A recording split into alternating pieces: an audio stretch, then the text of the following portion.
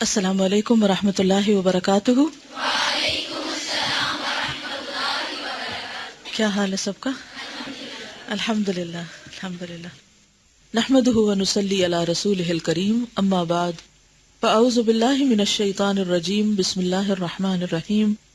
رب اشرح لی صدری ویسر لی امری واحلل عقدۃ من لسانی یفقہوا قولی.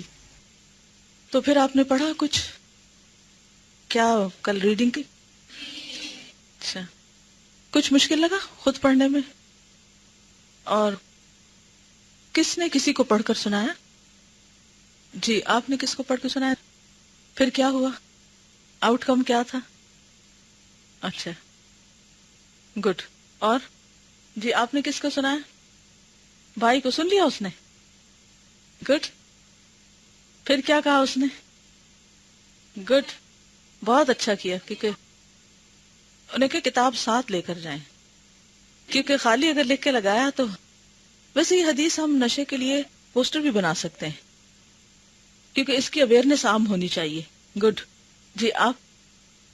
الحمدللہ. جی آپ؟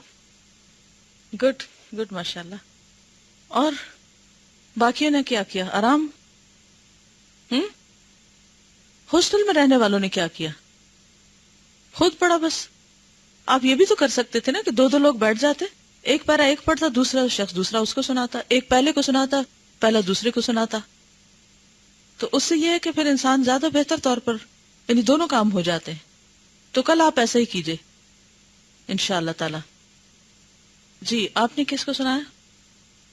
جی یہ کہتے ہیں کہ اگر ہمیں خود ہی پڑھنا ہے، خود کو ہی سنانا ہے، تو پھر کسی ریکارڈر میں اس کو ریکارڈ بھی کر کے ذرا اپنا دوبارہ تھوڑا سا سن لیں کہ جب ہم کسی کی سمع خراشی کرتے ہیں تو کیسا لگتا ہے. تو اچھا آئیڈیا ہے، اپنی غلطیاں خود زیادہ پتہ چلتی ہیں پھر. جی اور خیال بھی نہیں آیا کچھ پڑھنے کا یا سنانے کا کسی کو؟ پھر ہو سکا نہیں کچھ؟ جی آپ؟ گڈ. یہ کہتی ہیں کہ انہوں نے اپنی بیٹی کو سنایا اور ان کو سمجھایا کہ آپ نے میرے مرنے کے بعد کس طرح میرے لیے دعا کرنی ہے، صرف اپنے لیے انہوں نے بیٹھ جاؤ. بات تو صحیح ہے. اور بک لے کر گئی لیکن ماحول نہیں بن سکا. تھوڑی سی آج مزید ایک قدم اور جرت کریں. پتہ کیا، جرت کی بھی ضرورت ہوتی ہے. بعض اوقات ہم انتظار کرتے رہتے ہیں کہ کب اچھا موقع ہے اور وہ آتا ہی کوئی نہیں. تو پھر کیا کرنا پڑے گا؟ اگر موقع نہیں ملتا، موقع نہیں بنتا، تو انتظار ہی رہے گا. پھر کیا کریں گے؟ چلیے آج یہ کر کے دیکھیں. لکھ لیں اپنے پاس، یہ ہوم ورک ہے، کرنا ہے اس کو، اس کے بغیر جان نہیں چھوٹے گی. اگر آپ کو اپنا علم پختہ کرنا ہے تو آپ کو کسی کو پڑھانا پڑے گا، سکھانا پڑے گا، سنانا پڑے گا. اور صغیرہ گناہوں کے بارے میں کچھ پڑھا کسی نے؟ مائنر سنس کے بارے میں کیا پڑھا؟ جی ہاں، اپنے چھوٹے بچوں کو ایون اگر وہ بہت میچور عمر میں نہیں ہے تو بھی ان کے ساتھ بیٹھ کے ریڈنگ شروع کریں. ایٹ لیسٹ جب وہ یہ دیکھیں گے کہ اس کتاب میں سے کچھ سنایا جا رہا ہے تو ان کا یقین جو ہے نا، ان میں یقین ہی بڑھتا ہے. ایک ہوتا ہے نا ہم بات کرتے ہیں کسی کو زبانی بتاتے ہیں تو بھی ٹھیک ہے، لیکن دوسرا شخص تھوڑا ڈاؤٹ فل بھی ہو سکتا ہے کہ پتہ نہیں یہ کہاں سے بات کر رہی. کیونکہ عموماً جب ہم کسی کو بتاتے ہیں تو لوگ کہتے ہیں کہاں لکھا ہوا ہے، کہاں لکھا ہے. تو پھر جب لکھا ہوا پڑھ کے بتاتے ہیں تو پھر یقین آتا ہے. تو ضروری نہیں کہ اپنے سے بڑوں کو یا اپنے برابر والوں کو، اپنے سے چھوٹوں کو بھی آپ سمجھا سکتے ہیں، سکھا سکتے ہیں. ضروری نہیں کہ سارا چیپٹر، سارا کچھ، ساری باتیں، کوئی ایک بات بھی جو ان کے لیول کی ہو، ان کو سمجھ آنے والی ہو. اگزامپل نہیں آتی. جی بالکل، اسی وجہ سے صغیرہ سے بچتے بھی نہیں ہیں. چلیے ایک دن اور دیتی ہوں آپ کو کہ مزید جد و جہد کیجیے. سوال کیا تھا؟ صغیرہ گناہ کون کون سے ہیں، مثال سے واضح کیجیے. ٹھیک ہے جی، کیونکہ مثال کے بغیر عام طور پر کیا کہتے ہیں، جو کبیرہ نہیں وہ صغیرہ ہے. تو کیسے پتا چلے گا؟ جی جی، دوائے شافی میں بھی کبیرہ بتائے گئے ہیں، صغیرہ نہیں بتائے گئے. تو صغیرہ کو مثال سے سمجھنا ضروری ہے. جی آپ فرمائیے. اس طرح اس کو صغیرہ میں آپ نہیں ڈال سکتے، لیکن یہ ہے کہ جیسے اس کو میں ایک مثال سے سمجھاتی ہوں. زنا جو ہے یہ کیا ہے؟ نبی صلی اللہ علیہ وسلم نے فرمایا کہ زبان کا بھی زنا ہوتا ہے، آنکھ کا بھی ہوتا ہے، کان کا بھی ہوتا ہے، ٹھیک ہے، پاؤں کا بھی ہوتا ہے. یہ اب جو زنا سے پہلے کے جتنے سٹیپس ہیں نا، یہ کیا ہیں؟ صغیرہ میں آ جائیں گے. اور جب خدا نہ خواستہ ایکچوئل ایکٹ کوئی کرتا ہے تو وہ پھر کبیرہ میجر سن میں آ جائے گا. ٹھیک ہے. اب مثال کے طور پر اگر کوئی شخص چوری کا ارادہ کر رہا ہے، کسی کے ساتھ مل کے کوئی پلان کر رہا ہے، تو وہ جو باتیں کر رہا ہے نا، ٹھیک ہے، یعنی چوری سے متعلق جو باتیں ہوں گی، یہ باتیں جو ہیں یہ صغیرہ ہوں گی. جو چوری ہے جو کبیرہ ہوگی.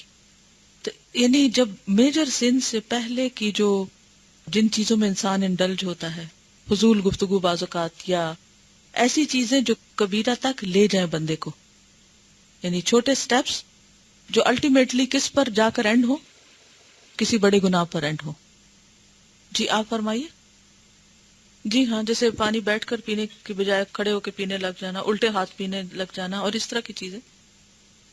نہیں تو کیا لکھا ہے انہوں نے؟ جی ہاں، ہر وہ چیز جو اللہ سبحانہ و تعالیٰ کو ناپسند ہو لیکن اس پر کوئی اسپیسیفک پنشمنٹ نہیں بتائی گئی ہو، کرس نہ کیا گیا ہو، کوئی وعید نہ ہو، تو وہ صغیرہ ہوتے ہیں. یعنی جو چیزیں اللہ تعالیٰ کو پسند نہیں. مثلا ان اللہ کرہ لکم، ماشاء اللہ، قیل وقال. تو اب یہ کیا ہے؟ کرہ لکم ناپسندیدہ چیز ہے نا، ڈس پلیزنگ اللہ سبحانہ و تعالیٰ. تو یہ قیل و قال جو ہے فضول باتیں، یہ بھی اس میں آ جاتی ہیں. کثرت السؤال، اضاعت المال، بیکار چیزیں خریدا، ونڈو شاپنگ کرنا، جا کے فضول چیزیں خریدتے چلے جانا. ٹھیک ہے. اب یہ ہے کہ اگر آپ روز ایک اس طرح کے کام شروع کر دیں گے، اس کا نتیجہ کیا ہوگا؟ اگر کثرت کلام ہوگی، بحث مباحثے ہوں گے، فضول خرچی تو خیر بہت بڑی بات ہے، یعنی مال کو ایسے ضائع کر دینا. اچھا، مال ضائع کرنے میں کیا آتا ہے؟ فضول خرچی تو شیطان کے بھائی ہیں، وہ تو بہت بڑی بات ہے. فضول خرچی نہیں ہے اس سے مراد. فضول خرچی is part of it but not only فضول خرچی. کسی چیز کی ضرورت نہیں تو پیسے ہی لے لینا، وہ بھی ٹھیک تو نہیں، لیکن یہ کہ اس میں وہ اتنی بڑی بات نہیں ہے. لیکن اضاعت المال میں ہم واقعی توجہ نہیں کرتے. اب میں چند ایک مثالیں دوں گی، پھر آپ ذرا سوچئے.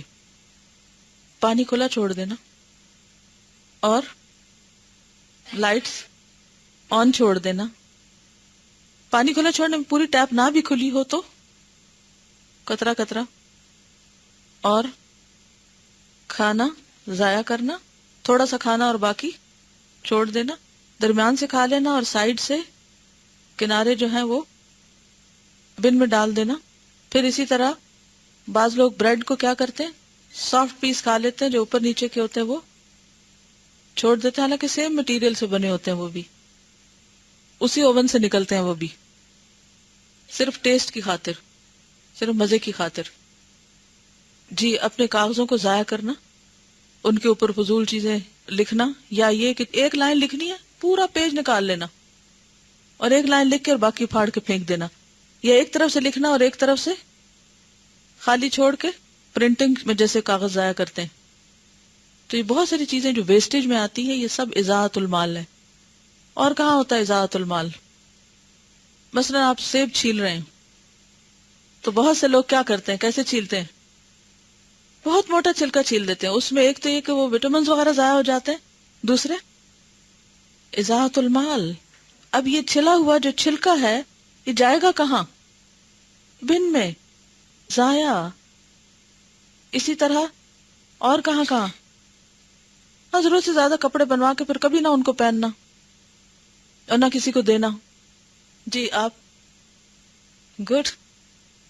اب آپ دیکھیں نا، آپ کا دماغ کام کرنے لگ گیا. چاول بھگوتے ہیں اور دھونے میں بہت سے پانی کے ساتھ ہی بہا دینا.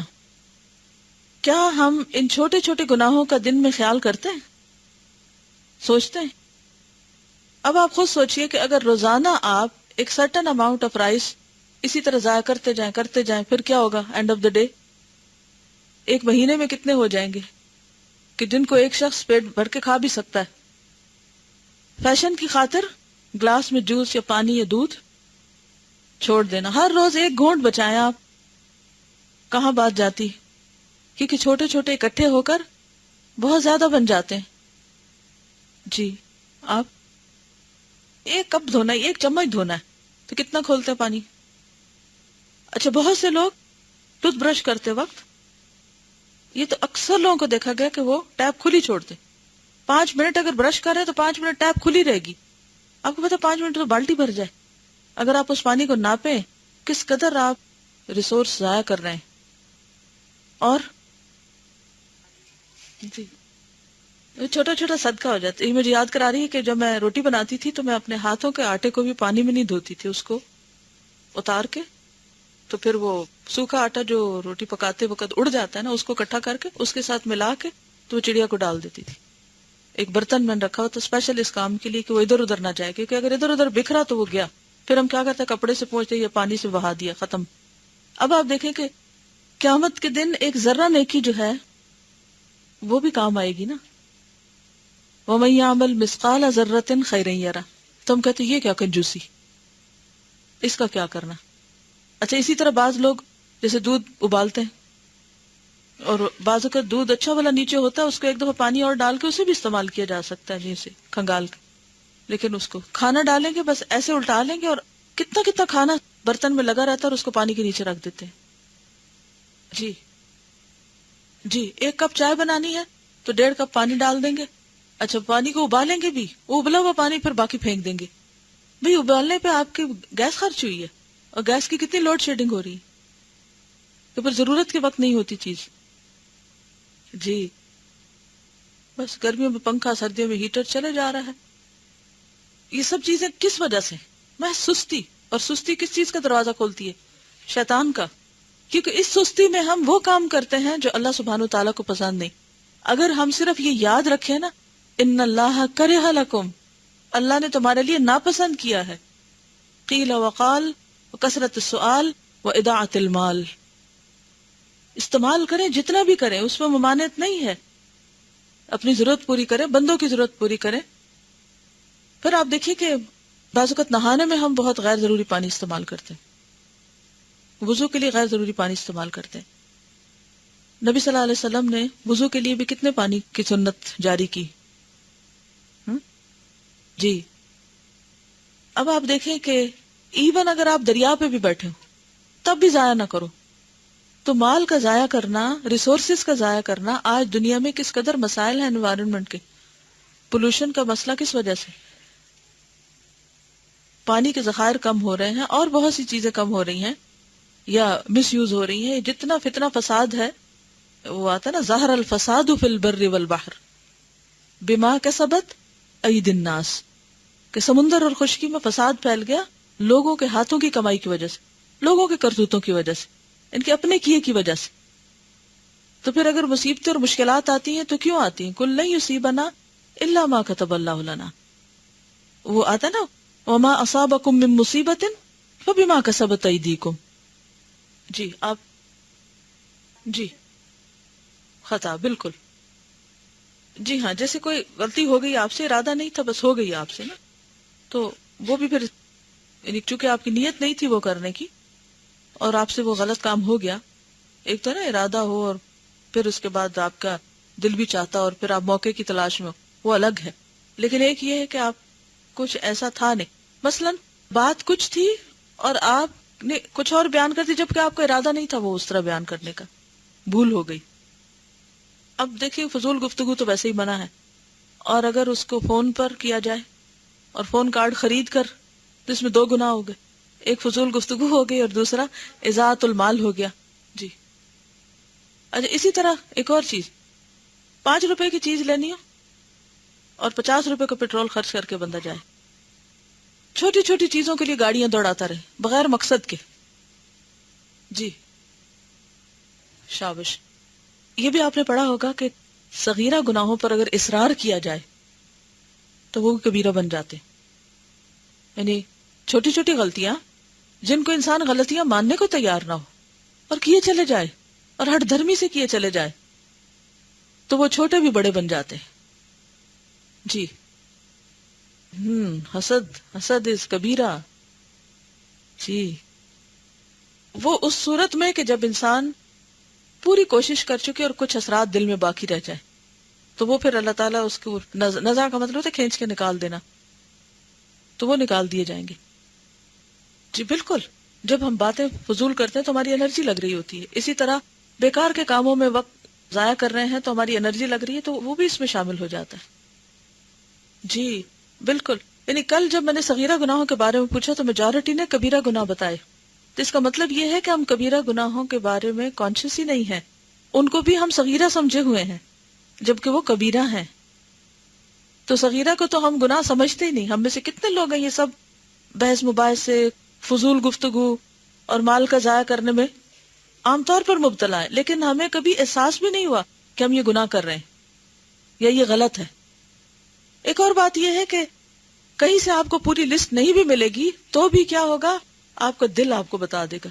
الاثم ما حاک فی نفسک، گناہ کیا ہے جو تیرے دل میں کھٹک جائے اور تم ناپسند کرو کہ یہ لوگوں کو کہیں پتہ نہ چل جائے. تو چھوٹی چھوٹی چیزیں جو آپ لوگوں سے چھپا کے کرنا چاہتے ہیں صرف اس ڈر سے کہ پھر آپ کا امپریشن خراب ہو جائے گا. تو امپریشن خراب ہونے کے ڈر سے جو چیزیں آپ چھپاتے ہیں وہ بھی پھر کوئی نیکی میں شمار نہیں ہوتی، نیک کاموں میں نہیں لکھی جائیں گی وہ. تو یہ صغیرہ گناہی کی تعریف ہے ایک طرح سے، کیونکہ کبیرہ گناہوں کی تو لسٹ بتا دی گئی نا قرآن میں. تو صغیرہ میں کیا آ جائے گا پھر؟ دل کی کھٹک، جس پہ دل بے چین ہو جائے کہ مجھے یہ نہیں کرنا چاہیے تھا. پھر آپ اپنے آپ کو تعویلیں دے کے سمجھاتے نہیں، وہ کہیں لکھا ہوا تو کوئی نہیں، میں نے کہیں پڑھا تو نہیں کہ غلط ہے، تو کیا ہوا، اور لوگ بھی کرتے ہیں وغیرہ وغیرہ. تو آپ اپنے ضمیر کو سلانے کی کوشش کرتے ہیں، تو یہ درست نہ ہوگا. جی صلی اللہ علیہ وسلم. نتائج سے پہلے ہی کہ میں نے یہ گفتگو اس طرح کیوں کی. جی دیکھیے ہمارا تو ضمیر ہی سویا ہوا ہے نا، ہم غلطیاں کریں بھی تو اپنے آپ کو خود ہی تسلی دے دیتے ہیں. اللہ نے احساس ہر انسان کے اندر رکھا ہے لیکن ہم اس احساس سے کوئی فائدہ نہیں اٹھاتے. چلیے آگے چلیں. جی آپ کچھ کہنا چاہتے ہیں؟ جی ہاں جی بالکل. یہ پہلے بھی ایک دفعہ گفتگو ہوئی تھی کہ جو بھی آپ کا وقت گزر رہا ہے، یا آپ اس میں اچھا کام کر رہے ہیں یا آپ اس میں کوئی برا کام کر رہے ہیں یا آپ اس کو ضائع کر رہے ہیں. تو اگر مال ضائع کرنا برا ہے تو وقت ضائع کرنا نیکی تھوڑی ہوگا. جی آپ بالکل. پبلک پراپرٹیز کو مس یوز کرنا جیسے واش رومز ہیں یا اور اسی طرح، بالکل سنتوں کو مستقل طور پر ترک کر دینا، یعنی گندگی پھیلانا، راستوں میں گندگی پھیلانا، لوگوں کو، یعنی کہ کوئی بھی ایسی چیز جس سے لوگوں کو کراہت ہو، تکلیف ہو، یعنی وہ چیزیں جو اللہ تعالیٰ کو ناپسند ہیں، ان کے علاوہ وہ باتیں جو لوگوں کو تکلیف دیتی ہیں، اذیت دیتی ہیں. کوئی سو رہا ہو تو اس کے پاس بیٹھ کے باتیں کیے چلے جانا، لائٹ آن کر دینا، دھڑ سے دروازہ بند کر دینا، چھوٹی چھوٹی چیزیں جو اذیت دینے والی ہیں دوسروں کو. جی ہاں بالکل. جیسے وہ حدیث میں آتا ہے نا کہ 40 دن سے زیادہ جو ہے بال اور ناخن وغیرہ جو ہیں ان کو نہیں چھوڑنا چاہیے. اب بہت سارے لوگ فیشن کی خاطر لمبے لمبے ناخن رکھے رکھتے ہیں، کاٹتے ہی نہیں، پورے نہیں کاٹتے. اگر کاٹیں گے تو ہلکے پھلکے ان کو تراش لیں گے لیکن کاٹیں گے نہیں. جی یہ بات شیئر کرنے کی کہہ رہی تھی جس طرح انہوں نے کہا کہ ماحول نہیں بنتا. تو کل ہم سب فرینڈ جو ہے وہ پنڈی شاپنگ کرنے جا رہے تھے، تو ویسے میری روڈ پہ بہت زیادہ رش ہوتا ہے لیکن وہ بہت فائدہ مند ثابت ہوا. وہ بالکل بھی میری بات نہیں سن رہی تھی اور میری بک ساتھ لے کے گئی تھی اور میں صرف جسٹ اپنی ریڈنگ کر کہ ایک نے مجھے دیکھا تو اس نے کہا کہ رک جاؤ وہ کیا پڑھ رہی ہے، ہم اس کو سن لیتے. تو میں نے ان کو سب کو مطلب کتنا اچھا موقع اللہ تعالیٰ نے خود ان کے دل میں ڈالا اور میں نے ان سے ساری یہ باتیں شیئر کی. اور مجھے پھر گھر سے فون آیا کہ تایا کو کی طبیعت ٹھیک نہیں، تم وہاں جاؤ. اور جب میں وہاں گئی تو میری مدد وغیرہ سب تھی، عیادت کرنے کا بھی ایک ثواب ملا اور وہاں جب گئی تو مجھے وہاں بھی جا کے اس کو شیئر کرنے کا. ویری گڈ، ماشاء اللہ، بہت اچھا. تو میرے خیال سے کہ ماحول انسان کو خود بنانا پڑتا ہے، ماحول بنانا پڑتا ہے. پڑھ ہی رہی تھی تو اللہ تعالیٰ نے ان کے دل میں ڈال. بالکل انہوں نے بڑی اچھی ٹپ بتائی ہے ماحول بنانے سے متعلق کہ بعض اوقات آپ کسی کو نہیں بھی کہہ سکتے یا ماحول نہیں بھی بنتا تو آپ خود پڑھنا شروع کر دیں کہ جب آپ پڑھنے لگیں گے تو پھر سب کو تجسس بھی ہوگا کہ یہ تم کیا پڑھ رہی ہو سکتا ہے کہ کوئی دوسرا ایک دوسرے کو چپ کرائے کہ وہ کچھ پڑھ رہی ہے تو اسے پڑھنے دو. اور پھر یہ کہ لوگ بعض اوقات رسمن تکلفن بھی پوچھ لیتے ہیں کیا پڑھ رہی ہیں آپ، تو جب کوئی خود پوچھے گا تو کتنا اچھا موقع ہوگا بتانے کا پھر. اور پھر آپ دیکھیے کہ جب بھی کوئی مشکل لگنے لگے نا کوئی چیز، جب بھی نہ ہو پا رہی، فوراً اللہ تعالیٰ کو پکارنے لگے کہ اللہ تعالیٰ آپ ان کے دل میں ڈالیں، آپ موقع پیدا کر دیں، آپ آسانی کر دیں، مجھے کرنا ہے بس آپ مجھ سے کروا لیں، تو آپ دیکھیں ہو جائے گا انشاءاللہ. اصل بات یہ کہ آپ کی تڑپ کتنی ہے نا، آپ کیا چاہتے ہیں. کوئی بہت بڑا سٹیج لگانے کی ضرورت نہیں ہوتی نیکی پہنچانے کے لیے. جی ڈرائنگس، ہاتھ سے خود ڈرا کرنے کی بات آ رہی. کیمرہ اور ہاتھ کی ڈرائنگ میں فرق ہے. کیمرہ تو ایک عکس ہے، لیکن ہاتھ کی ڈرائنگ یہ ہے کہ انسان ایک طرح سے تخلیق کر رہا ہے، تو اس کی شدت زیادہ ہے. جی پلانٹس ڈرا کر سکتے ہیں، یعنی کہ نان لیونگ تھنگز آپ ساری ڈرا کر سکتے ہیں، صرف جاندار چیزیں نہیں جن میں جان ڈالی جائے گی. ٹھیک ہے، ان دونوں میں فرق ہے. اور ہاں، اب کیمرے سے اگر اس کی کسی حد تک اگر کوئی رخصت ملتی تو پھر اس کا یہ مطلب نہیں کہ ہر وقت انسان یہی شغل اختیار کر لے اور پھر اس میں خوب خوب انسانوں کی اور وہ تصویریں کھینچ لے. اس میں بھی آپ دیکھیں کہ کہاں وقت ہوتا ہے کس کے پاس کہ وہ سارے البم پرانے نکال کے دیکھے. بور نہیں ہوتا انسان؟ کیا ذوق ہے. یہ بھی دراصل سیلف پروجیکشن یا خود سے محبت، عجب یا خود نمائی کا ایک جذبہ ہوتا ہے. بیسیکلی 3 لفظ میں نے یوز کیے ہیں، کون سے لکھ لیں. سیلف پروجیکشن، خود نمائی تو ایک ہی چیز ہو گئی، اور خود پسندی، عجب. اصل میں جو آپ تصویر میں ہوتے ہیں نا وہ آپ حقیقت میں نہیں ہوتے. تصویر جو ہے وہ حقیقت سے زیادہ خوبصورت لگتی، تو اس طرح بھی وہ ایک اپنے آپ کو ذرا جھوٹی تسلی دیتے رہتے ہیں. چلیے نحمده ونصلي على رسوله الكريم، اما بعد فاعوذ بالله من الشيطان الرجيم، بسم الله الرحمن الرحيم، رب اشرح لي صدري ويسر لي امري واحلل عقدة من لساني يفقهوا قولي. صفحہ نمبر 88، آخری پیراگراف. صحیح بخاری میں حضرت ابو ہریرہ رضی اللہ عنہ سے مروی ہے کہ حضرت صلی اللہ علیہ وسلم نے ارشاد فرمایا کہ جہنم پر پل کھڑا کیا جائے گا، برج، اور سب سے پہلے اس پر سے میں گزروں گا. اب جا کے آپ اپنے بچوں سے پوچھ سکتے ہیں کیا تمہیں معلوم ہے کہ پل صراط پر سب سے پہلے کون گزرے گا؟ دیکھیے کتنے لوگ جواب دے سکتے ہیں صحیح. اس روز تمام پیغمبروں کی دعا یہ ہوگی، اللہم سلم، اے اللہ سلامتی دے، اے اللہ سلامتی دے. پل کے دونوں جانب ببول کے کانٹوں کی مانند کانٹے ہوں گے. ببول ایک کانٹے دار درخت ہے، تو اس سے تشبیہ دے کے فرمایا کہ اس طرح کے کانٹوں جیسے کانٹے ہوں گے، اور لوگ اپنے اپنے اعمال کے مطابق ان سے الجھیں گے جب ان کے پاس سے گزریں گے.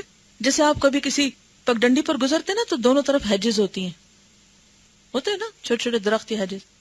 تو کچھ لوگ کیا کریں گے، ان کے ساتھ الجھ رہے ہوں گے، ان کانٹوں کے ساتھ. کوئی زیادہ الجھے گا، کوئی کم الجھے گا. تو کس کے اعتبار سے؟ اعمال کے اعتبار سے، اعمال کے مطابق. بعض صحیح اور سالم نکل جائیں گے، کچھ لوگ بالکل بھی نہیں الجھیں گے. بعض زخمی ہو کر پار ہوں گے اور نجات پائیں گے.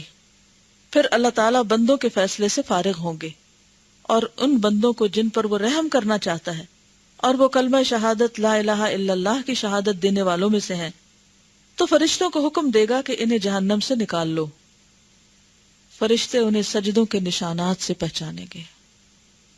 صحیح بخاری کی حدیث ہے یہ. فرشتے ان کو کس سے پہچانیں گے؟ اس سے کیا پتہ چلتا ہے کہ نماز پڑھنے کے باوجود اگر کچھ اور غلط کام انسان ساتھ ساتھ کر رہا ہے تو بھی پکڑ ہو سکتی ہے، لیکن بالآخر ایسے لوگ چھوٹ جائیں گے، کیونکہ سجدے کے نشان کی جگہ کو آگ نہیں چھوئے گی، کیونکہ اللہ تعالیٰ نے سجدوں کے اثر کو جلانا آگ پر حرام کر دیا ہے. یہ نشانیاں دیکھ دیکھ کر فرشتے ان کو باہر نکالیں گے. اس وقت ان کا حال یہ ہوگا کہ کھالیں جل چکی ہوں گی. فرشتے ان پر ماء الحیات ڈالیں گے. ماء الحیات زندگی کا پانی، یعنی وہ پانی جس سے وہ ان کو ایک طرح سے دوبارہ زندہ کریں گے، جس سے انہیں دوبارہ زندگی حاصل ہوگی. اس سے کیا سبق ملتا ہے ہمیں؟ کہ کوئی ایک نیکی کر کے ہمیں بے فکر نہیں ہو جانا کہ ہم نے سب نمازیں پڑھ لی ہیں اس لیے اب ہم تو پکے جنت کے باسی ہو گئے. صحیح مسلم میں حضرت ابو ہریرہ سے مروی ہے. اچھا، اب کوئی یہ بھی کہہ سکتا ہے اگر نماز پڑھ کے بھی جہنم میں جانا تو نہیں پڑھتے، تو اس کا جواب کیا ہوگا؟ جی ہاں، کہ ایٹ لیسٹ اتنا فائدہ تو ہے کہ اس میں سے دوبارہ نکال لیے جائیں گے. اور اگر وہ نشانی بھی نہیں ہوئی اور چہرہ بالکل ہی کالا ہوا تو فرشتوں کو کیا پتا چلے گا کہ کس کو نکالنا اور کس کو نہیں. صحیح مسلم میں حضرت ابو ہریرہ سے مروی ہے، حضرت صلی اللہ علیہ وسلم نے ارشاد فرمایا، قیامت کے دن سب سے پہلے 3 قسم کے لوگوں کا فیصلہ کیا جائے گا۔ سب سے پہلے شہید کو لایا جائے گا، اللہ تعالیٰ اسے اپنی نعمتیں گنوائے گا اور وہ ان نعمتوں کا اعتراف کرے گا۔ اللہ تعالیٰ فرمائے گا کہ تم نے یہ نعمتیں کہاں خرچ کی؟ وہ جواب دے گا، میں تیری راہ میں لڑتا رہا تاکہ تیری ہی راہ میں شہید ہو گیا۔ اللہ تعالیٰ فرمائے گا، تو جھوٹ بولتا ہے، تو اس لیے لڑا کہ لوگ تجھے بہادر کہیں، اور دنیا میں لوگوں نے تجھے بہادر کہا۔ اس کے بعد حکم دیا جائے گا کہ اسے سر کے بل گھسیٹتے ہوئے لے جاؤ اور جہنم میں ڈال دو۔ چنانچہ اسے جہنم میں ڈال دیا جائے گا۔ اس کے بعد عالم اور قرآن سیکھے ہوئے لوگوں کو بلایا جائے گا۔ غور سے سن لیں، عالم اور قرآن سیکھے ہوئے لوگوں کو بلایا جائے گا۔ اللہ تعالیٰ انہیں اپنے انعامات یاد دلائے گا، وہ اس کا اعتراف کریں گے۔ اللہ تعالیٰ فرمائے گا، تم نے اسے کہاں خرچ کیا؟ وہ کہیں گے کہ لوگوں کو علم اور قرآن پڑھایا۔ اللہ تعالیٰ فرمائے گا کہ تم جھوٹ کہتے ہو، تم نے اس لیے پڑھایا تھا کہ لوگ تمہیں عالم اور قاری کہیں، اور یہ بات تمہیں دنیا میں حاصل ہو گئی۔ تو اس سے کیا پتہ چلتا ہے کہ قرآن پڑھا کر بے فکر نہیں ہو جانا چاہیے، بے خوف نہیں ہو جانا چاہیے۔ اس سے کیا پتہ چلتا ہے؟ سوچنے اور غور کرنے کی بات ہے۔ یہ معمولی بات میں نہیں کہہ رہی کہ آپ دھیان ادھر ادھر کریں، یہ ہم سے متعلق بات ہے۔ Take it seriously. ہم میں سے بہت سے لوگ اس بات پر بڑے خوش ہیں کہ ہم نے قرآن پڑھ لیا جبکہ دوسرے لوگوں نے نہیں پڑھا۔ ہم بہت علم والے ہو گئے اور اب ہم محفوظ ہو گئے۔ صحابہ کرام ایسے بے فکر کبھی بھی نہیں ہوئے تھے۔ یہی وجہ ہے کہ لوگ سب کچھ کرتے ہوئے بھی امن میں ہیں، کوئی فکر پریشانی نہیں ہے ان کو، اور یہ چیزیں دنیا کی شہرت حاصل کرنے کا ذریعہ بھی نہیں ہے۔ اس کے بعد اللہ تعالیٰ انہیں اپنے انعامات یاد دلائے گا، وہ اس کا اعتراف کریں گے۔ اللہ تعالیٰ فرمائے گا کہ تم نے اسے کہاں خرچ کیا؟ وہ کہیں گے کہ لوگوں کو علم اور قرآن پڑھایا۔ اللہ تعالیٰ فرمائے گا، تم جھوٹ کہتے ہو، تم نے اس لیے پڑھایا تھا کہ لوگ تمہیں عالم و قاری کہیں، اور یہ بات تمہیں دنیا میں حاصل ہو گئی۔ تب حکم دیا جائے گا، انہیں بھی سر کے بل گھسیٹ کر جہنم میں جھونک دو۔ چنانچہ وہ اس طرح جہنم میں جھونک دیے جائیں گے۔ پھر اللہ تعالیٰ اس شخص کو بلائے گا جس کو رزق کی فراوانی اور مال و دولت اور قسم قسم کی نعمتیں دنیا میں دی گئی تھیں۔ اللہ تعالیٰ اسے اپنی نعمتیں یاد دلائے گا۔ جب وہ اس کا اعتراف کرے گا تو اللہ تعالیٰ فرمائے گا کہ تو نے میری نعمتوں کو کہاں صرف کیا؟ وہ جواب دے گا، تیری مرضی کی راہ میں۔ اللہ تعالیٰ فرمائے گا، تو جھوٹ کہتا ہے، تو نے اس لیے خرچ کیا تھا کہ لوگ تجھے سخی کہیں، اور دنیا میں یہ ہو چکا۔ اس کے بعد حکم دیا جائے گا کہ اسے بھی سر کے بل جہنم میں جھونک دو۔ چنانچہ اسے جہنم میں جھونک دیا جائے گا۔ ایک حدیث میں تو یہاں تک ذکر ہے کہ یہی لوگ سب سے پہلے جہنم میں ڈالے جائیں گے اور انہی سے جہنم سلگائی جائے گی، کیونکہ یہ دھوکے باز ہے نا، انہوں نے لبادہ اوڑھ رکھا ہے دین کا، نیکی کا۔ اس روایت کے متعلق میں نے شیخ الاسلام ابن تیمیہ سے سنا ہے کہ سب سے بہترین لوگ انبیاء کرام علیہم الصلاۃ والسلام ہیں۔ شریر ترین لوگ وہ ہیں جو اپنے کو انبیاء کرام جیسا ظاہر کرتے ہیں مگر کذاب اور جھوٹے ہیں۔ یہ بظاہر یہ بتاتے ہیں کہ وہ انبیاء جیسا کام کر رہے ہیں یا پھر جھوٹی نبوت کا دعویٰ کرتے ہیں، دونوں معنی ہو سکتے ہیں۔ انبیاء کرام کے بعد سب سے بہتر لوگ علماء کرام، شہداء، صدیقین اور مخلصین ہیں، اور جو ایسے نہیں ہیں بلکہ ان جیسے بن کر لوگوں کو دھوکہ اور فریب دیتے ہیں، شریر ترین لوگ ہیں۔ یعنی جن کا مرتبہ جتنا بڑا ہے، کیونکہ سب سے اعلیٰ ترین کون ہے پیغمبروں کے بعد؟ صراط الذین انعمت علیہم، وہ کون ہے؟ من الذین انعمت علیہم من النبیین والصدیقین والشہداء والصالحین۔ اب اگر کوئی شخص اس کو ریورس کر لے کہ بظاہر تو وہ صدیق نظر آتا ہو لیکن اندر سے دھوکے باز ہو، بظاہر وہ شہید ہو لیکن مقصد اس کا کچھ اور ہو، بظاہر کوئی شخص بڑا عالم ہو، صالح نیک ہو لیکن حقیقت میں وہ نہ ہو، تو اسی لیے ایسے لوگ پھر بدترین بھی وہی ہیں۔ حضرت ابو ہریرہ سے مروی ہے کہ حضرت صلی اللہ علیہ وسلم نے ارشاد فرمایا، من کانت عنده لأخیہ مظلمۃ فی مال او عرض فلیأتہ فلیستحلها منہ قبل ان یؤخذ وليس عنده دینار ولا درہم فإن كانت له حسنات أخذ من حسناته فأوتیہا وإلا أخذ من سیئاتہ، یہ سیئات نہیں سیئاتہ ہے، جیسے حسنات ہی ہے. فطرحت علیہ ثم طرح فی النار، صحیح بخاری. جس شخص نے اپنے کسی بھائی پر ظلم کیا ہو، وہ ظلم مال کا ظلم ہو یا اسباب و متاع کا یا آبرو کا، اسے چاہیے کہ اپنے بھائی کے پاس جائے اور قبل اس کے کہ اس سے مواخذہ ہو اور بدلہ دینے کے لیے اس کے پاس دینار اور درہم نہ ہو، اس سے معاف کرا کر اپنے لیے جائز گردان لے. کیونکہ اگر اس کے پاس نیکیاں ہوں گی تو اس سے لے کر مظلوم کو دے دی جائیں گی، اور نیکیاں نہیں ہیں تو اس کے گناہ اس پہ لاد دیے جائیں گے اور پھر اسے جہنم میں جھونک دیا جائے گا. یعنی اگر دنیا میں کسی انسان نے دوسرے کی چوری کی ہے یا ظلم کیا ہے مال کے اعتبار سے یا اس کی عرض یعنی عزت میں، جیسے غیبت، طعنہ، چغلی، الزام تراشی، بہتان تراشی، بڑی بڑی چیزیں تو بعض اوقات لوگ نہیں چوری کرتے، لیکن چھوٹی چھوٹی چیزوں میں پرواہ نہیں کرتے، بغیر اجازت دوسروں کی چیزیں لے لیتے ہیں. تو اگر مثلا آپ نے کسی کا پین اٹھا لیا تو یہ چوری نہیں ہے نا، چوری. کسی کی کاپی اٹھا لی، تو یہ چھوٹی چھوٹی چیزیں بھی قیامت کے دن ان کے عوض آپ کی نیکیاں دوسرے کو دے دی جائیں گی. تو یہ معمولی چیز نہیں ہے. ان سب چیزوں سے چھٹکارے کی کوشش کرنی چاہیے، ان سب عادتوں سے چھٹکارا پانا چاہیے، کیونکہ ان سے بنتا کچھ بھی نہیں. کیا حاصل ہوتا ہے؟ اور اگر نیکیاں نہ ہوئی آپ کے پاس تو دوسروں کے گناہ بھی آپ کے سر، اور ان کی سزا بھی اس شخص کو ملے گی جو کسی کی چیزیں چرائے. صحیحین میں حضرت ابو ہریرہ سے مروی ہے کہ حضرت صلی اللہ علیہ وسلم نے ارشاد فرمایا، من اخذ شبرا من الارض بغیر حقه خسف به یوم القیامت الى 7 اردین، صحیح بخاری مظالم. کسی نے ایک بالش زمین بھی کسی کی ناحق لے لی، صرف ایک بالش، تو قیامت کے دن 7 زمینوں تک اسے دھنسا دیا جائے گا. ایک اور جگہ پر آتا ہے کہ 7 زمینوں کا طوق پہنایا جائے گا. طوق کو آپ دیکھیں کہ کبھی ایسا ہوا ہوگا کہ آپ کا کوئی دوپٹہ پیچھے سے کھینچ دے یا کوئی آپ کے گلے میں ہاتھ ڈالے، تو کبھی تو بچے لٹک جاتے ہیں گلے میں ہاتھ ڈال کے، کیسا لگتا ہے؟ دم گھٹنے لگتا ہے. تو کہاں یہ کہ 7 زمینوں کا طوق کسی کی گردن میں ہو، کتنی سخت سزا ہے. اس کے باوجود آپ دیکھیے کہ کس قدر قبضہ گروپ. کل ہی میں اخبار میں پڑھ رہی تھی کہ راتوں رات لوگ ناجائز زمینوں پر اپنی بستیاں بنانا شروع ہو گئے ہیں. یعنی جہاں کو خالی جگہ دیکھتے ہیں تو رات کے وقت صرف رات میں وہاں پر دیواریں کھڑی کر کے جھونپڑی ڈال کے بیٹھ جاتے ہیں.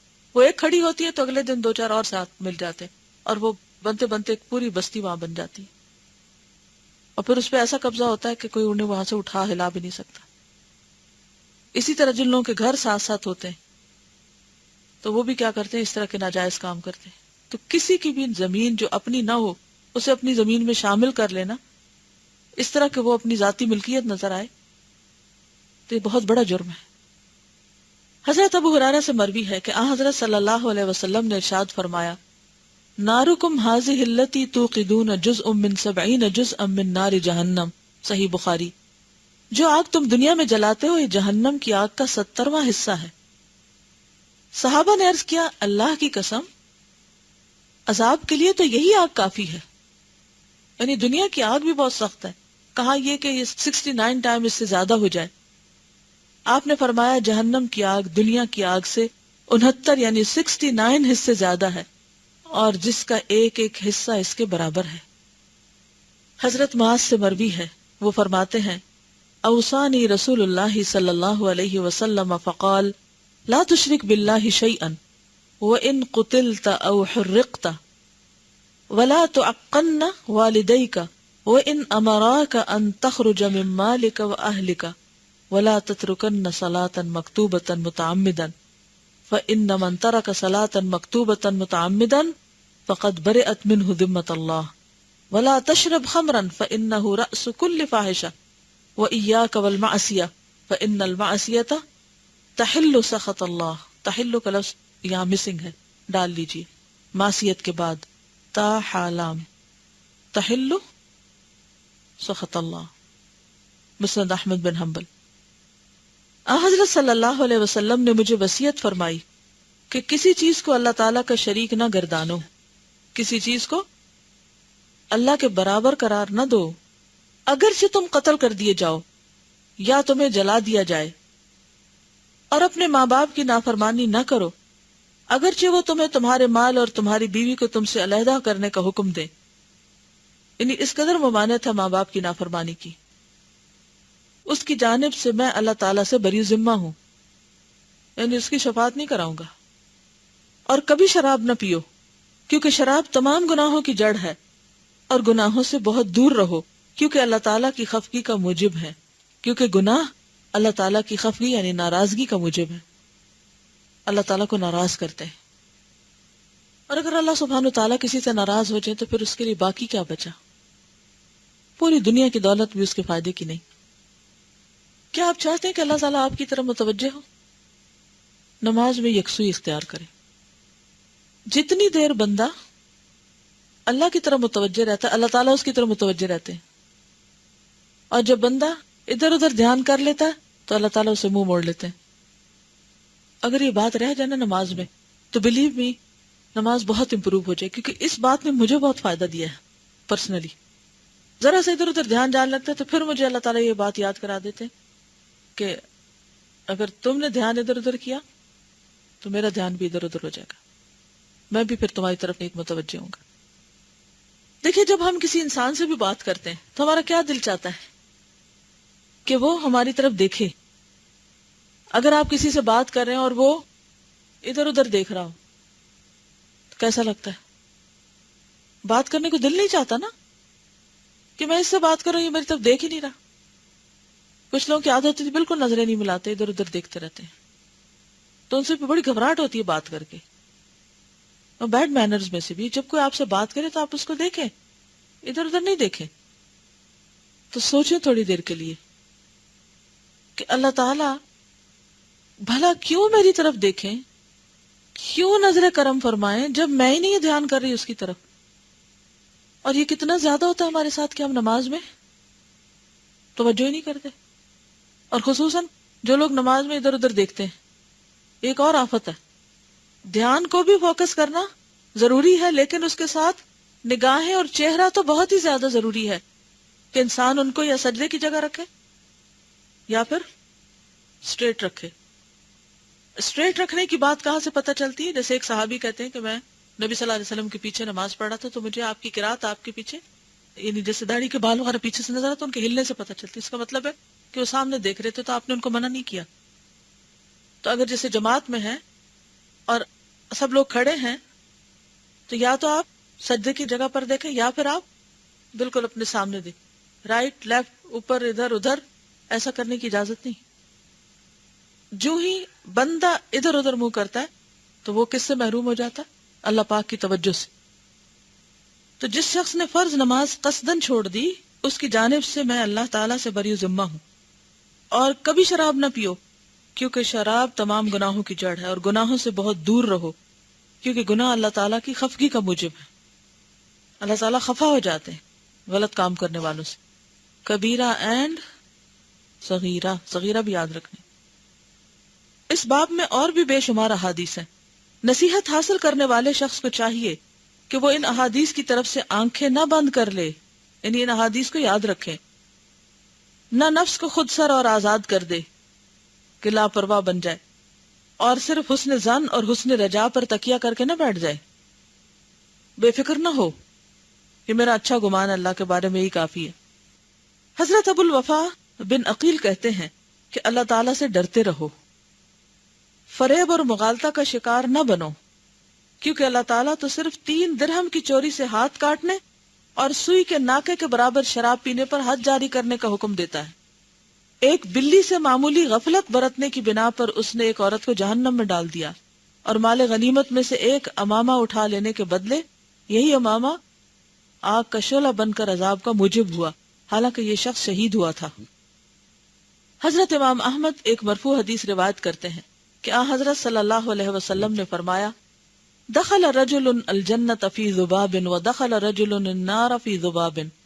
ایک مکھی کے سبب ایک آدمی جنت میں داخل ہوا اور ایک مکھی کے سبب ایک جہنم میں. صحابہ نے عرض کیا، یا رسول اللہ صلی اللہ علیہ وسلم، یہ کیوں کر؟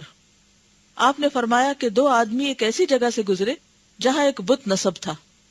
وہاں کے لوگ کسی آنے جانے والے کو بت پر بھیڑ چڑھائے بغیر گزرنے نہیں دیتے تھے، یعنی بت کے لیے نذرانہ پیش کرو.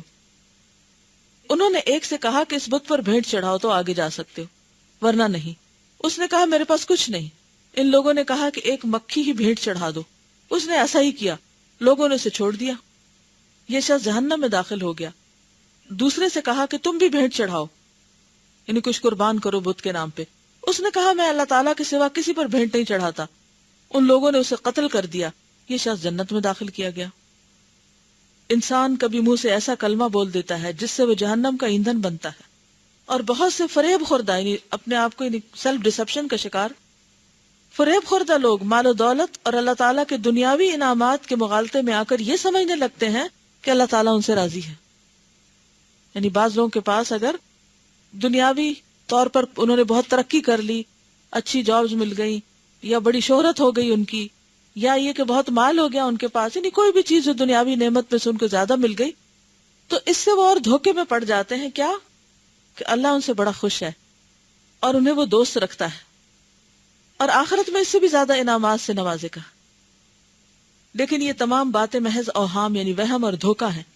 امام احمد بن حنبل جو یہاں تک روایت کرتے ہیں کہ حضرت صلی اللہ علیہ وسلم نے ارشاد فرمایا اذا رأيت الله عز وجل يعطي العبد من الدنيا على معاصيه ما يحب فإنما هو استدراج.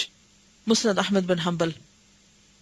جب تم دیکھو کہ اللہ تعالیٰ کسی ایسے بندے کو دنیا دیتا ہے جو گناہوں میں ڈوبا ہوا ہے، سوچیں ذرا، جب تم کسی ایسے شخص کو دیکھو کہ بڑا مال والا ہے مگر گناہ پر گناہ کیے چلے جا رہا ہے، پھر بھی بہت کچھ ہے اس کے پاس، تو سمجھ لو کہ یہ استدراج ہے. اس کے بعد حضرت صلی اللہ علیہ وسلم نے آیت تلاوت فرمائی. استدراج کا کیا معنی؟ ڈھیل ہے.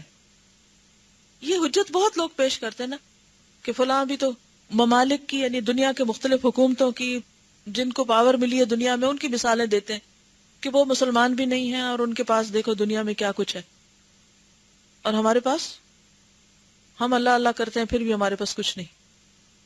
یا انسانوں کی مثالیں دیتے ہیں کہ فلاں شخص میں ہر برائی ہے پھر بھی وہ اتنا مالدار ہے، جس کا مطلب ہے وہ اللہ کا پسندیدہ ہے. نہیں، یہ اللہ نے اس کو ڈھیل دی ہوئی ہے، یہ اس کی آزمائش ہے، امتحان ہے. لیکن بہت کم لوگ اس بات کو سمجھتے ہیں. اس کے بعد حضرت صلی اللہ علیہ وسلم نے یہ آیت تلاوت فرمائی فَلَمَّا نَسُوا مَا ذُكِّرُوا بِهِ فَتَحْنَا عَلَيْهِمْ أَبْوَابَ كُلِّ شَيْءٍ حَتَّى إِذَا فَرِحُوا بِمَا أُوتُوا أَخَذْنَاهُمْ بَغْتَةً فَإِذَا هُمْ مُبْلِسُونَ. سورۃ الانعام. پھر جس سے ان کو آگاہ کیا گیا وہ بھول بیٹھے تو ہم نے بھی ان کو مغالطے میں ڈالنے کے لیے ان پر طرح طرح کی نعمتوں کے دروازے کھول دیے، یہاں تک کہ جو نعمتیں ان کو دی گئی تھی جب ان کو پا کر خوش ہوئے، یکا یک ہم نے انہیں پکڑا اور عذاب کا آنا تھا کہ وہ بے آس ہو کر رہ گئے، یعنی مایوس ہو گئے. یعنی ان کے پاس خوب خوشحالی تھی کہ جب پکڑ آئی تو ایک دم مایوسی طاری ہو گئی کہ اللہ میری مدد نہیں کرے گا. اور پھر خاص طور پر جب قوم اس طرح پکڑی جاتی ہے کوئی.